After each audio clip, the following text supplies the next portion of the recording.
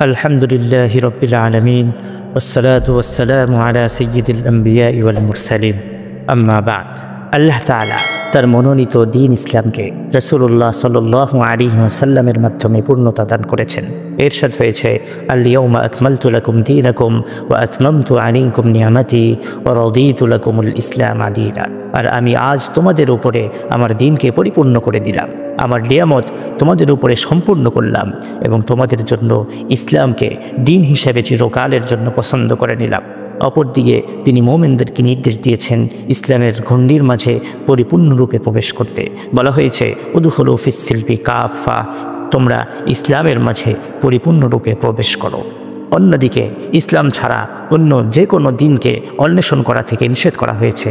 বলা হয়েছে, ওমান ইয়াবতাগি গায়রাল ইসলাম দীনান ফালান ইউকবালা মিনহু ওয়া হুয়া ফিল আখিরাতি মিনাল খাসিরিন।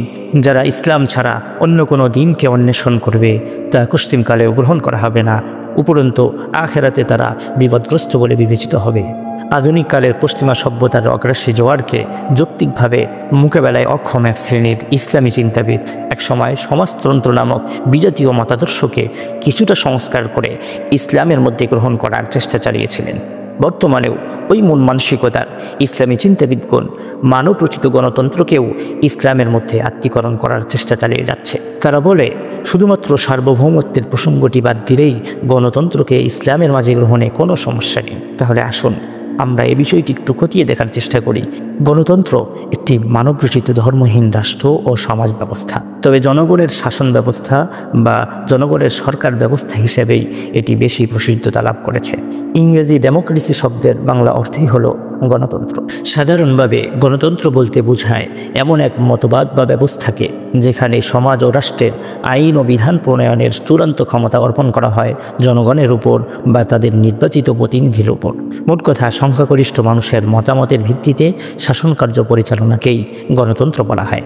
আসুন আমরা জেনে নেই ইসলাম ও গণতন্ত্রের মাঝে পার্থক্যটা কী। গণতন্ত্র একটি মানবরচিত মতবাদ, গণমানুষের ইচ্ছা বা আইন অনুসারেই পরিচালিত হয়। অন্যদিকে ইসলাম আল্লাহ তাআলার মনোনীত জীবন ব্যবস্থা, আল্লাহর খলিফা হিসেবে এবং তার ইচ্ছা অনুসারে পরিচালিত হয় বলেই ইসলামের শাসন ব্যবস্থাকে খেলাফত বলা হয়। গণতন্ত্র মানবরচিত মতবাদ, পক্ষান্তরে খেলাফত আল্লাহ তাআলার অনুমোদিত শাসন ব্যবস্থার নাম।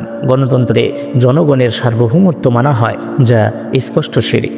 পক্ষান্তরে ইসলামের খেলাফতি রাষ্ট্রে আল্লাহর সার্বভৌমত্ব মানা হয়, যা তাওহীদের অন্তর্ভুক্ত। গণতন্ত্রের মূল কথাই হলো জনগণের সার্বভৌমত্ব, অর্থাৎ সকল ক্ষমতার মালিক, সকল ক্ষমতার উৎস একমাত্র জনগণ।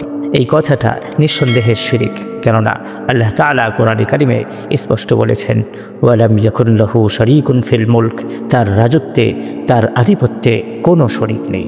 কুলিল্লাহুম্মা মালিকাল মুলক তুতিল মুলকা মান তাশা ওয়া তানজিউল মুলকা মিম্মান তাশা। তুমি বলো, হে আল্লাহ, আপনিই রাজত্বের মালিক, আপনি যাকে চান রাজত্ব দান করেন আর যার থেকে চান রাজত্ব ছিনিয়ে নেন। তাবারাকাল্লাযী বিয়াদিহিল মুলক ওয়া হুয়া আলা কুল্লি শাইইন কাদির। বরকতময় তিনি, যার হাতে সর্বময় কর্তৃত্ব আর তিনি সব কিছুর উপরে সর্বশক্তিমান। আল্লাহ তাআলার এই বাণীগুলো দ্বারা স্পষ্টভাবে বোঝা গেল আল্লাহই সকল ক্ষমতার মালিক। মানুষকে ক্ষমতার মালিক বা উৎস বানানো তার সাথে শরীক স্থাপনের সামিল, যা স্পষ্টরূপে শিরক। গণতন্ত্র ও ইসলামের মাঝে দ্বিতীয় পার্থক্য হলো আইন প্রণয়নের ক্ষেত্রে। গণতন্ত্রে আইন বিধান রচনার চূড়ান্ত ক্ষমতা অর্পণ করা হয় পার্লামেন্টের সদস্যদের উপরে। সংখ্যাগরিষ্ঠ সদস্য যেটা বলবে, যে বিষয়ে সম্মত হবে, সেটাই দেশের সর্বোচ্চ আইন বলে বিবেচিত হবে, যার বিরোধিতা করা আইনত অপরাধ।